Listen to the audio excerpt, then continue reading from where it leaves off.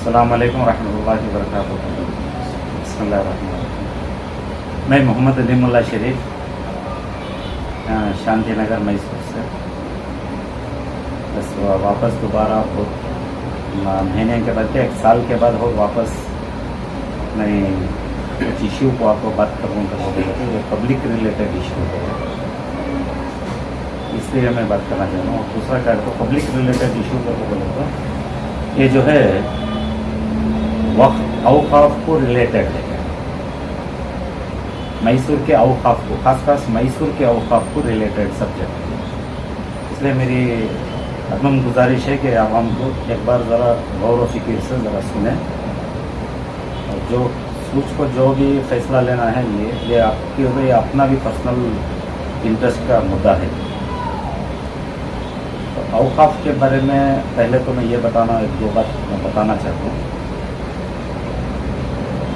2003 या 4 के अव्वल तक जितने भी मैसूर में औकाफ को लेकर जो प्रॉपर्टीज़ जो डोनेट करेगी एक डिपार्टमेंट को, क्या समझ को डोनेट करेगी, ये ज़रा मेरी एक गुजारिश है कि आवाम भी ज़रा सोचे ये बात।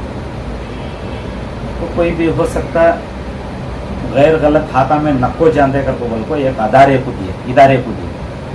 अब इदारे वाले भी क्या करना था, या औकाफ से सोर्स ऑफ इनकम को जो भी कमाई आती है ये कमाई को ले ले को बाकायदा कैसा डिवाइड कर को कैसा चलना था, ये सब चलने को जाना था।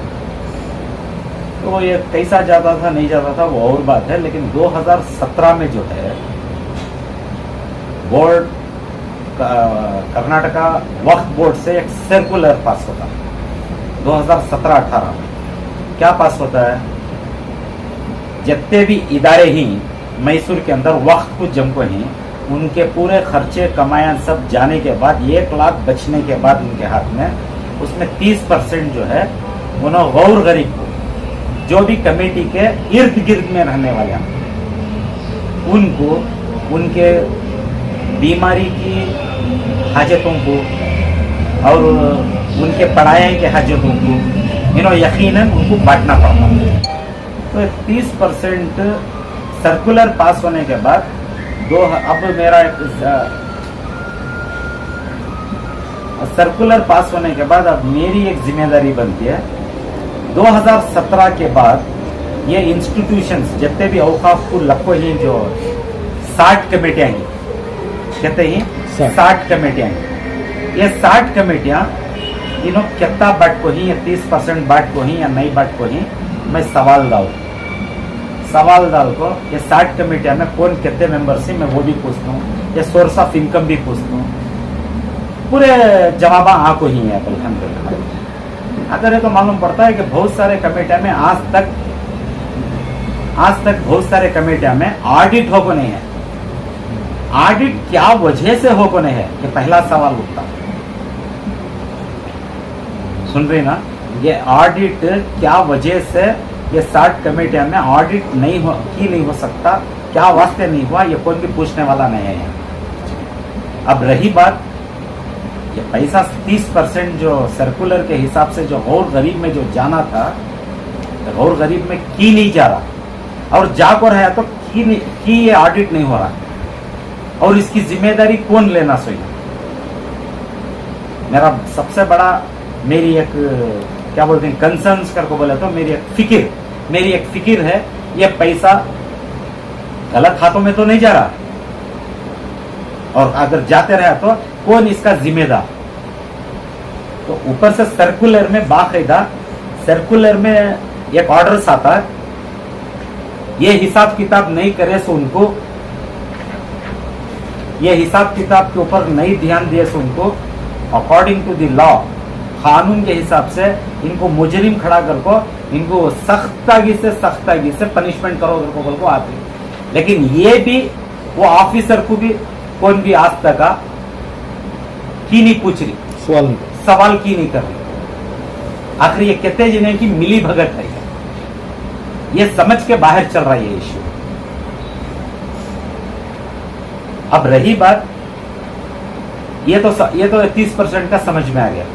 अब रही बात कमेटी में मेंबर्स, कमेटी के मेंबर्स जो हैं 60 कमेटी में ऐसे ऐसे मेंबर्स हैं अल्हम्दुलिल्लाह, उसके बारे में मैं कितना कम बोलता हूँ अच्छा है, लेकिन सामने चल को वो भी बता दूँ। लेकिन दिखने में ये आ रहा है एक अफराद 1 से 6, 8, 10 कमेटियां में बैठते हैं।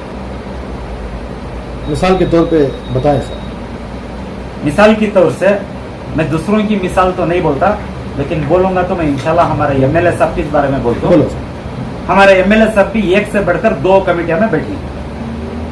हमारे एमएलए अलहाज तनवीर सेठ साहब 2 कमेटियां में ही जिम्मेदारी ले कोई, और ये जिम्मेदारी में आना तो, कमेटी में आना तो अब यहाँ 2 कानून है। जब तक तुम्हें बोर्ड मेंबर नहीं होते ये कमेटियां में तुम्हें नहीं हो सकते, तो तुम्हें बोर्ड मेंबर में हैंगर को बोल को यहाँ साबित हो गए। अब बोर्ड मेंबर का एक क्लॉज है अकॉर्डिंग टू दी एक्ट है, वक्फ एक्ट के हिसाब से एक कमेटी से बढ़कर दूसरी कमेटी में तुम्हें नहीं रह सकते। अब मैं हमारे एमएलए साहब से आजीजाना गुजारिश करता हूँ, तुम्हें क्या हिसाब से 2 कमेटियां में तुम्हें बैठ। सर 2 कमेटियां कौन से हैं सर? एक मजलिस रिफॉर्म मुस्लिमीन में तो वो सदर है, और कौन सी है? बीडी क्वार्टर्स में कोसी मस्जिद है, अखिल अबू अखिल में क्या अबू अखिल मस्जिद जो है वो बोर्ड को कनेक्टेड है, पेपर के हिसाब से है। वही वो सवाल था सर। एक सीनियर मेंबर होने के नाते रियासती वक्फ बोर्ड में, एक वक्फ बोर्ड के सीनियर मेंबर में होने की वजह से 2 में रह सकती हैं क्या? नहीं, एक क्लॉज बता रहा हूँ। अच्छा, एक्ट है कोई? एक्ट है ना, एक्ट चैप्टर 4 में मेंबरशिप एक्ट में नंबर 2 में दिखा रहा ना, कोई भी फर्द 2-3 कमेटी में नहीं रह सकता, सिर्फ एक कमेटी में रह सकता है। एक में रहना, ये क्लास में है बोल रहा ये हूं। क्लास में है। वो क्लास कौन सा बताइए? ये क्लास में चैप्टर 4 जी। हाँ। मेंबरशिप एक्ट के हिसाब से, चैप्टर 4 के हिसाब से नंबर चश्मा गाली नंबर 2 नंबर 2 में ये person can not be A member eight A time for more than one institution of same category, that is not more than 1 masjid, not more than 1 dargah, not more than 1 khabristan।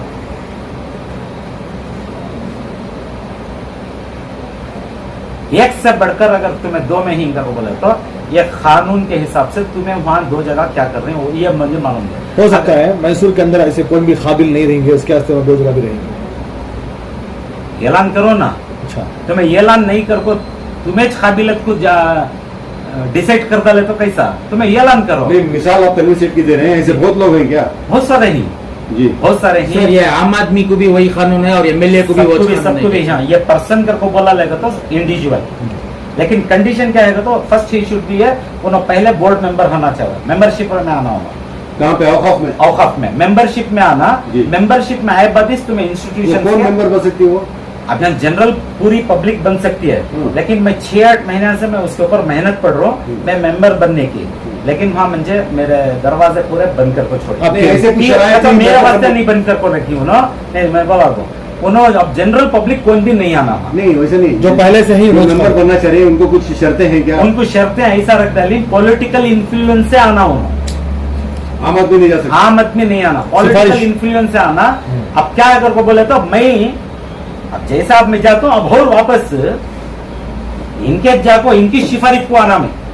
तो अली में जो आप बोल रही है मामला सारे कर्नाटक का है, बाकायदा वक्फ बोर्ड क्या खाली मैसूर सिटी को तो नहीं आता है, ये सर्कुलर्स भी आता पूरे कर्नाटका को आता है। मैसूर सिटी का मैं मुद्दा उठाया हूँ, सामने चल को आम शहरियां कैसा उठाती हैं अपने अपने शहरा में, सब उन्हें उठाने वो उनकी दरखास्त है, हो मैं उनके बारे में क्या भी नहीं बोल सकता। लेकिन प्रॉब्लम अब यहाँ क्या है अगर बोला तो अब इनके पास मैं दरखास्त को गया हूँ, अब इनके पास दरखास्त को जाने के वास्ते मैं ऑलरेडी मेरे इशू को, पर्सनल इशू को 10 साल से मैं इनको खाली अपॉइंटमेंट को पूछने, 10 साल से मुझे अपॉइंटमेंट नहीं देते। अजीज से डबल रोड के बारे में इशू को जाको इन्हों मुझे एक जवाब नहीं देते, इन्हों मुझे आको पूछते नहीं। कम से कम तुम्हें आओ ना को साहब, तुम्हें कॉन्स्टिट्यूशनल अथॉरिटी तुम्हें हम ना बुलाओ, हमें तुम्हारे पास आती, हमें तुम्हारे पास बैठती, हमारी दरखास्त पूरी करो, तुम्हें वहां हम ना सपोर्ट नहीं करते तो अब हमें क्या हिसाब से तुम्हारे पास हमें आको हमें मेंबर बनती को बोलो तो मैं कोई हिसाब से गुजारिश करी। ये मेरी फिक्र है। मैं अब इंशाअल्लाह अब इस बार तुम्हें आती नहीं आती और सेकेंडरी अल्लाह वाला मुझे मालूम नहीं, अब भी इसके बाद में तुम ना मैं जरूर मैं मेंबर बनने के वास्ते आपको मैं तुमने गुजारिश करता चलूँ। ओके सर, अभी बात यहाँ पे आई है जी। कि जो भी दस्तावेजात आपने इकट्ठा किया है, इसका मतलब जो है कहीं ना कहीं बहुत बड़ा घोटाला चल रहा है क्या? ये बड़ा स्कैम है ये। अच्छा, अब सर स्कैम- मेरा एक सवाल है, हाँ। ये जो 30% का आप जो सवाल बता रहे हैं हमें, ये कब से लोगों को पहुंच करनी है सर? ये मेरे ख्याल से अभी तक मुझे उसका हिसाब किताब सीधा मेरे को नहीं है, लेकिन ओवरऑली जैसा मैं फिजिकली जब मैं बात करता हूँ ऑफिसर से, ऑडिट हो नहीं है बहुत सारे तो institutions बहुत सारे साल पीछे से बहुत सारे साल पीछे से, लेकिन मैं 2017-18 से पूछ रहा हूँ इसका ऑडिट हिसाब जो करता तो 2017-18 से आपको ऑडिट मिला सीधा नहीं? ऑडिट हिसाब हो नहीं है वहाँ से सामने से एक राय आ रही है, सीधा ऑडिट हो नहीं तो आए। ये मैं मेरा सवाल ये बोलूँ, ये की एक से बढ़कर 2-4 कमेटियां में बैठी सभी, ये की ऑडिट नहीं हो रहा है। वक्त का पैसा जो जाने का था, जो बुनियादी तौर से जो गैर गरीब को जाना था, ये की नहीं जा रहा। इसका कौन जिम्मेदार? तो आप एक बाशऊर, एक फिक्रमंदी के तहत ये तमाम डॉक्यूमेंट्स आरटीआई से लिए हैं। मैं पूरे आरटीई से ले पाऊंगा सर बाकायदा आप जो इल्जाम लगा रहे हैं ना सर, वो बड़ा इल्जाम है। जी आप अपनी जुबान से जो है ये कह रहे हैं कि एक बहुत बड़ा घोटाला है जी। क्योंकि ये इल्जाम मामूली इल्जाम नहीं। देखो वफ़ की जब भी बात आती है, जी। वफ़ अल्लाह की मिल्कियत जो है जी। ये सामने आता है, वफ़ जी। अल्लाह की मिल्कियत जो है कहते हैं। जी। इसमें इस तरह का घोटाला कर रहे हैं, तो आप क्या चाहते हैं? देखो अब अल्हम्दुलिल्लाह, पहली बात तो अब जो 60 कमेटियां हैं कर बोल को इन्होंने लिख को देखो, मैसूर की बात कर रहे हैं। मैसूर की बात कर रहा हूँ। 60 कमेटियां मैसूर में ऐसे हैं जिन्होंने सोर्स ऑफ इनकम पूरा खर्चा जाको 1 लाख रुपए वो कमेटी को बचता, आमदनी उनको बचती है साल का? साल का पूरा खर्चा जाको। अब ये साल के 1 लाख रुपए एक मैक्सिमम सर्कुलर के हिसाब से इनको बचती, वो 1 लाख रुपए में इन्होंने क्या करना था, 30% और गरीब में बांटना था। तालीम और बीमार पर तालीम नहीं, सोशली बैकवर्ड करके बोले तो और गरीब के ऊपर बाद में और वहां भी मालदारा नवे आ जाना सो हाई सोने कुछ देने का 250 वाले कुछ न देना सो, गौर गरीब को देना सो। ये गौर गरीब को तुम्हें दे रही या नहीं दे रही वो बताओ। अगर नहीं दे रही तो अब वो रेडी करो कहते मैं उसका भी बात बताता हूँ इंशाल्लाह। लेकिन अब ये 30% को इन्होंने क्या कर रहे हैं, इन्होंने क्या कर रहे नहीं कर रहे, इसका ऑडिट नहीं करा। 7% भी देना है उन्हें। एक वक्त को क्या करती है, 7% भी देती है, उसमें 7% वक्त को देती वो है, बाकायदा जा रहा है। वो बाकायदा जा रहा। अगर सर, नहीं जाता तो सर, उन्होंने इनको चलाने से नहीं सर मिसाल के तौर पर अगर वो नहीं देते थे हाँ। पहले से, जी। तो अब से देना शुरू कर लेंगे अगर हाँ। आपकी बात सुनकर। हाँ। जो पिछला हिसाब का क्या होगा सर? तो वो वही तो अकाउंटेबिलिटी के वास्ते मैं ऊपर कंप्लेंट लिखो हूँ इंशाल्लाह। ये पूरा इंक्वायरी करो, कंप्लेंट करो बोले तो इंक्वायरी करो तो बोलो इंशाल्लाह। ये इंक्वायरी में क्या क्या बाहर निकलता नहीं निकलता वो अल्लाह आलम। सर आप जो बोल रहे हैं 2017 से आपकी मांग 2017 से जी। वो क्लास भी 2017 में बना, 2017 उससे पहले भी ये चलता रहा। ये ऐसा अलग रकम से चल पा रहे, ठीक है। तो 2002-3 के बाद जो है इन्होंने कौन भी किसी को भाड़िया को फ्री तो नहीं छोड़े थे। अभी भी नो कहते की प्रॉपर्टी के ऊपर भाड़े ले को ही क्या क्या की ले को ही इनकी तरक्की अंजाम कर को ही और क्या क्या कर को ही उन्हें अल्लाह आलम वो कर को ही ना। लेकिन 2017 से जो सर्कुलर आपको है ये पूरा एक मजबूत कानून के हिसाब से हो गया है, एक्ट नहीं है। मैं इंशाल्लाह सामने चल को एक्ट के वास्ते भी मैं बात कराता हूँ इंशाल्लाह। अब फिलहाल आप क्या चाहते हैं सर? अब मैं क्या भी नहीं चाह रहा हूँ क्या है तो अब ये 30 जो 60 कमेटियां हैं ये मैं चाह रहा हूँ अल्हम्दुलिल्लाह ये 60 कमेटी के मेंबर्स जो हैं एक से बढ़कर बहुत सारे कमेटियां में ये आदमियां बैठे, इनको कानूनी तौर से जो क्लास बताया हूँ वो कानूनी तौर से इनको कैसा करना क्या करना वो कमेटी देखेंगे। नहीं तो कमेटी में नहीं देखे तो अगर मेंबर को नहीं, मेंबर तो बाकायदा हमारे MLA भी हिंसो इनकी भी जिम्मेदारी आती है सोच अल्हम्दुलिल्लाह इन्हों भी देखना सोच। अब ये 60 आदमियां क्या कर रहे हैं, 60 आदमियां एक 60 कमेटी में बैठकर एक से बढ़कर 2, 4, 8, 10 कमेटियां में बैठी इन्होंने सब क्या कर रहे हैं। वो एक ही मांगे क्या? वो एक नहीं मैं बता रहा हूँ ना ये 60 जने इन्होंने बैठकर क्या कर रहे हैं मैं देख लगा हूँ। दो टर्म्स इलेक्शन के अव्वल से मैं देख लगा हूँ, अचानक इलेक्शन का मोमेंट आता है, ये 2-4 दिन है जैसा, 8 दिन भी नहीं 2-4 दिन है जैसा कौम की सीट को बचाओगे तो एक मांग उठती है। किससे उठती है जरा गौर फिक्र कर, किससे उठती है? ये 60 कमेटियां में जितने बैठे हैं ये स्लोगन कर, मैं इनके ऊपर इल्जाम नहीं डाल रहा हूँ, इन्हों जो खामोशी से अब तक का जो क्या क्या कर ले कोई इनको जो ढील जो देखो ही वो ढील का बदला इन्हों क्या करते हैं 2-4 दिन में आपको होम की सीट बचा लो। मैं चाह रहा हूँ तुम्हें होम की सीट ही बचा लो, मैं नको कर बोलता हूं। लेकिन होम के पीछे, होम के नाम के पीछे ये कितने साल ऐसा चलता। कल इत्तेफाकन और हमारे चंद स्टेट लीडर्स आती, सेंट्रल लीडरशिप से आपको ही समझ कभी होम का नुकसान हो जाता है कभी।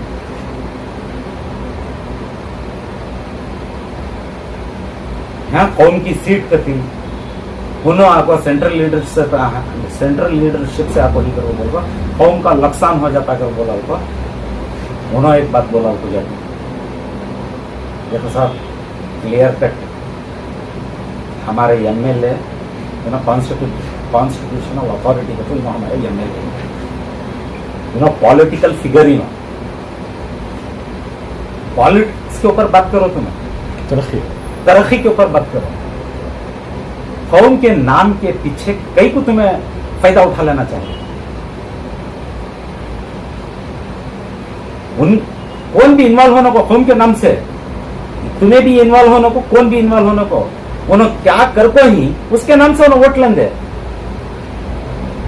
तुम्हें क्या करती हैं आज से 10 साल अव्वल जो है 13 साल अव्वल जो है एक मीटिंग बुलाती है, हमारे एमएलए सब मीटिंग बुलाती है। मीटिंग में तुम्हें क्या करती, शांति नगर भी गौसिया नगर जाको फोड़ो कर को बोल को डायरेक्शन दे पाती 2010 में। तब तुम्हें कौम का नुकसान हुआ आको बोल को गए नहीं क्या साहब, कौम की सीट कर को बोल को तुम्हें बोलती नहीं क्या साहब। किस बेस पर बोल रहे हैं आपको? अजीज से डबल रोड के इश्यू के बारे में, घरा तोड़ने की बात आप बोले ना। हाँ है ना, वाइडनिंग ऑफ द रोड के इश्यू के बारे में, वाइडनिंग ऑफ द अजीज सेठ रोड के बारे में बोलो। तब तुम ना कौम नहीं है,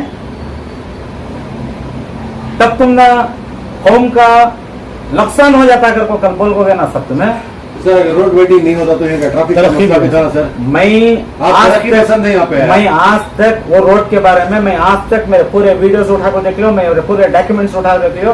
we are not anti development, we want development on transparency basis. ईमानदारी से पेपर बताओ, पेपर के ऊपर ले लगाओ, डॉक्यूमेंट्स बताओ कितने जने रोड को आती, उनका क्या सहारा बनना, सहारा बनो कि भी तुम्हें कौम की सीट करके बोल पाए नहीं, तुम्हें हमारे ऊपर कौम मूल्यांक रोड को डालती तुम्हें वाइडनिंग के आड़ में। आखिर क्या इसमें क्या पर्सनल इंटरेस्ट है? अब मेरा सवाल अब यहाँ उठता सर। एक और बात है, हल्का एनआर में जब भी बात आती है तरक्की की, तो ये जो रेवेन्यू लेवल अनप्लान आपको भी बताया होगा, मालूम है उस वक्त के हालात अलग थे, आज हालात अलग है, तो उस पर आप क्या बोलना चाहते हैं सर? देखो साहब उसके बारे में गवर्नमेंट नोटिफिकेशन है, एक सवाल जो है लाजिम सवाल है, सही बात है। 1970 में गवर्नमेंट नोटिफिकेशन है, 1970 में कौन ऐसा आता, कौन सी तभी जगह में रहते, कौन सी तभी जगह में रहते, कौन ऐसा आता रोड के अंदर उसे कॉम्पनसेशन दे को अच्छे तरीके से उसे शेड्यूल करो करो। तुम्हें पेपर के हिसाब से हो ना, वक्त की बात करेंगे इसमें पूरा वक्त आंदे ये एक होगा। अब रही बात अब वक्त की प्रॉपर्टी का, अब रही बात देखो साहब, मैं तुम्हें आको होम का नुकसान हो जाता है अगर बोल को, जो तुम्हें एक सियासती मसला बोल को कैसे तुम्हें कब तक भी तुम्हें सियासती मसला का बोल को गए बात तुम्हें इनको सियासती में लीडर बना को छोड़ो। एक बार बाहर नहीं निकलते अल्हम्दुलिल्लाह। इनको एक पेपर दिया तो भी पेपर का जवाब नहीं देते, अपॉइंटमेंट होना करके बोला तो अपॉइंटमेंट का जवाब नहीं देते। इलेक्शन के टाइम को खाली होम होम होम करके बोल, कितने दिन तक कितने साल तक हमें होम के नाम से पीछे जिए। कौन हमारा सुनने वाला, कौन मेरा यथाच। और रही बात अब फाइनली अल्हम्दुलिल्लाह मेरी सबसे बड़ी फिक्र क्या है तो जितने भी ये 60 कमेटियां वाले ही, 60 मस्जिद कमेटियां कब्रस्तान वाले ही, मेरी गुजारिश क्या है तो उन लोगों से आप तो हकदारी से तो ये माल गरीबां को तो देना सोचिए, बेहतर है। अब तक तुम्हें करी नहीं करी मुझे मालूम नहीं। इसके बाद बड़ा बोर्ड लगाओ मस्जिदों के, तुम्हारे कमेटियों के सामने, आवाम को मालूम कराओ कि हमें ऐसा तुम्हारे वास्ते, तुम्हारी ये सहूलत को तुम्हें ऐसा सब हमें करने वाले नहीं। कौन दिया वो हमारे से सहूलत करा लो। पहली गुजारिश मेरी, अगर तुम्हें कौन भी नहीं लगा रही, नहीं कर रही, तो मैं वही आवाम से बोलता हूँ, अगर तुम कौन भी तुम्हें बोर्डा लगाए बाद भी नहीं कर रही, सीधा सीधा मेरा पास आओ, मैं तुमने रहबरी करता हूँ इंशाल्लाह। मैं तुमने साथ बुला लग जाता हूँ। ही नहीं देते, क्या वास्ते नहीं देते, मैं वो पूछता हूँ इंशाल्लाह। जब बोर्ड ही नहीं लगाए तो वही तो मैं बोल रहा हूँ ना, उन्होंने नई बोर्ड लगा को उन्होंने नहीं कर रही करके बोला तो वही पब्लिक मेरे पास आओ। मंजे तुम्हें क्या भी देने की जरूरत नहीं, फीस सर्विस चार्जेस क्या भी देने की जरूरत नहीं, मैं खुद बुला हो जाता। ही नहीं देते, इनको मैं सवाल करता हूँ। तुम्हारी दुआ होना, आवाम की दुआ होना, मैं रहबरी करना रेडी हूँ। लेकिन हर इलाके के लोगों को पता नहीं होता कि उनकी कमेटी में इतना आ रहा है, ये हम सवाल है। वही तो मैं बोल रहा हूँ, मस्जिदों के ऊपर तुम्हें बाकायदा अब बोर्ड नोटिस बोर्ड नहीं लगाते हैं, आवाम को पता नहीं होता ना हमारी मस्जिद में हमारी कमेटी में इतना हो रहा बोलकर, कैसे लोगों को पता चले? ऑडिट का हिसाब तो कौन भी नहीं लगाते, लेकिन मदद जो 30% जो तुम्हें देती जी। नहीं, वो लगा डालो। हमें तुम्हारे वास्ते मददगार है इनका को लगा डालो, तुम्हारी जरूरत के वास्ते मददगार तो आवाम को मालूम तो होता। आवाम को आज नहीं मालूम होता, सुबह मालूम होता, सुबह मालूम नहीं होता, परसों मालूम होता, परसों नहीं मालूम एक ना एक दिन मालूम होता। एक दिन कब की मालूम होता, एकदम ये पूरा रात बीच में सब हो जाने का नहीं है। बहुत सारी जनता को यह मालूम ही नहीं था कि इस तरीके की मदद मस्जिद से मिल सकती है। मस्जिद से, दरगाह कमेटी से, मस्जिदों से, कब्रिस्तान कमेटी से खास ये पूरा भी मिलता है इंशाल्लाह। तो आप हर हमेशा जो है कोई भी जरूरतमंद है उसके साथ खड़े होते हैं। मैं 24/7 मैं इंशाल्लाह मैं वो पूरे हाजतमंद दुआओं के वास्ते मैं ये मदद लेने वाले की शर्त क्या होना चाहिए? उसके पास क्या भी नहीं, खाली आधार कार्ड भी, उसका आधार कार्ड एंड रेशन कार्ड, ये 2 चीज रहा तो बस। यहाँ तक अभी सुनने में आया बीपीएल कार्ड रहा जो भी देना पड़ता है। एपीएल खाली बीपीएल कुछ करके बोलो, मैं समझा था, लेकिन ऑफिसर से मालूम पड़ा एपीएल वाले को भी दे सकती है। जी सर, बहुत बहुत शुक्रिया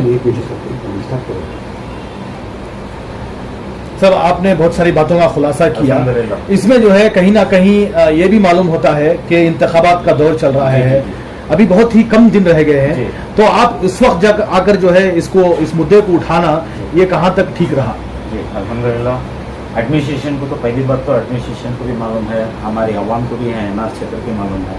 मैं कोई सा भी पेपर मिले नहीं करता, मैं कोई सा भी बात नहीं करता सो, और पेपर मिलते के बाद मैं 2-4-8 दिन में पब्लिक को अवेयरनेस करता हूँ, सो ये भी सबको मालूम है। और टाइम टेबल में वो सब देख लेकर रहना होता है नहीं, और उसके बारे में ले लो तो अल्हम्दुलिल्लाह देखो मुझे डॉक्यूमेंट जो है बहुत का 8 दिन अवल मिला है रमज़ान में। मैं 8 दिन से वो पेपर को पूरा स्टडी करा, स्टडी करने के बाद ही मैं ज़रूरी समझा कि पब्लिक को अवेयर करूँ। ठीक है, तो हमें फिक्र खा जाती थी डॉक्यूमेंट देने के बाद, ये होम की सीट का खबर पर जो ऐलान हो गया होगा, ये आखिर कौन ऐसे आदमी है, ये कौन आदमी ये काम करते हैं, मेरी बड़ी फिक्र थी। तो मैं बहुत सारे चीज़ों को देखा तो पेपर में वो आदमियाँ मौजूद हैं। तो क्या 5 साल को एक बार किराया देती सो जैसे? वो अल्लाह आलम, मैं उसके बारे में वो एलिगेशन मैं नहीं कर सकता, लेकिन इनको ढील जो देखो ही उसके बदले में उन्होंने कौम की सीट को ऐलान करा दी। मैं चाह रहा हूँ कि कौम की सीट बंद करो। सर आप आखिर में ये कहना चाह रहे हैं सियासी पॉलिटिकल गेम नहीं है, बल्कि एक कौम की फिक्र से आए हैं। यस, हर एक मसलक का जो है, हर एक मसलक का आदमी हमारी कौम के वास्ते का बोल, यहाँ कौम के बारे में मैं अब यहाँ कौम को नहीं बोल सकता, हमारे यहाँ जितने भी कम्युनिटी के हैं, जितने भी कास्ट ग्रीड के जितने भी हैं, वो उन्होंने जमात, वो उन्होंने सब है, लेकिन जरूरतमंद इंसानियत के वास्ते आते से बीमारी इंसान को आते से नहीं, वक्फ जहाँ तक है वो मुसलमानों सब कुछ मुसलमान के वास्ते नहीं आता, ये क्या भी नहीं आता जी। है, किसी को भी नहीं आता है। और कौन भी मैं इनके वास्ते बोल रहा हूँ, मैं उनके वास्ते बोल रहा हूँ, तो बोल अल्लाह के वास्ते ये नहीं करो। पूरे जितने भी हमारे कौम के यानी हर मसलक का कहते भी फिरके वाले, तो फिरके की बातें चुप हो, जितने भी कौन भी उनकी जरूरत को नहीं। देखो कंडीशन है, तुम्हारे मोहल्ले में जो कमेटी है, जो मस्जिद है, जो कब्रिस्तान कमेटी है, तुम्हारे इर्द गिर्द में जो भी ही उन्होंने करना तुम्हारा हक पहला। अगर उन्होंने नहीं कर रही बाजू की कमेटी वाले भी कर सकती तुम, ये भी मैं पूछ लेकर आया हूँ। जुरिडिक्शन है। जुरिडिक्शन है। तुम्हें 60 में से कौन ते एक मदद करता है, तुम्हें नहीं फिरना चाहते सीधा मेरे पास आ जाओ, मैं इंशाल्लाह तुमने बुला लेंगे आपको, तो की नहीं देते जरा सवाल करिए। सर अभी जो आपका ये प्रेस मीट होने का वक्त ऐसा है कि जी। आने वाले चंद दिनों में जो है स्कूल के एडमिशंस की भी बहुत सारी हलचल मच चुकी होती है। इंशाल्लाह वो लोग भी क्या- आंदे हैं, हाँ। वो लोग भी आंदे, उसके बारे में भी वो कमेटी वाले से जाको मिल को मैं बोलू ना पूरा वक्त में निकालता हूँ इंशाल्लाह। इंशाल्लाह। Thank you. अल्लाह वाला मैं तो पूरा वक्त निकालता हूँ, तुम्हें पूरा सामने से बिठा को बात करा। यानी एक खुशी की ये बात है कि जो लोग परेशान जी। हैं, जिनका कोई नहीं जी। है, वो अल्लाह की तरफ से जो औकाफी इमलाक है इंशाल्लाह। उससे मदद मिल सकती है, बस मैं आगे जरूर- बढ़ना है। मैं जरूर इंशाल्लाह। और इसमें जो है मैं आप लोगों से भी इतना आजीजाना गुजारिश करता हूँ, वायरल ये वो करके होना बोलता है, ये सभी चीजें जो है आम शहरी तक जाको पहुंचे जैसा कर लो, Thank you, sir. Thank you. सबको मालूम